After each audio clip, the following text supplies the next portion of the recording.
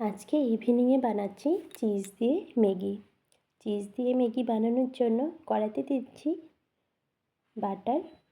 এখন দিয়ে দিচ্ছি কেটে রাখা গাজর ক্যাপসিকাম। গাজর ক্যাপসিকাম দিয়ে বাটারের সাথে খুব ভালো করে ভেজে নিচ্ছি। গাজর ক্যাপসিকাম খুব ভালো করে ভাজা হয়ে গেছে, দিয়ে দিচ্ছি জল।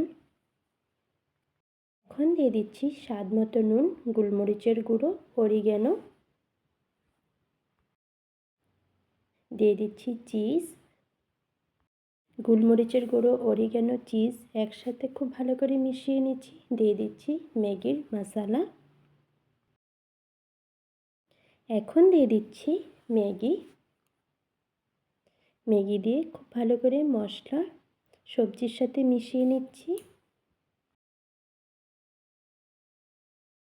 দিয়ে দিচ্ছি আবারও সামান্য একটু চিজ।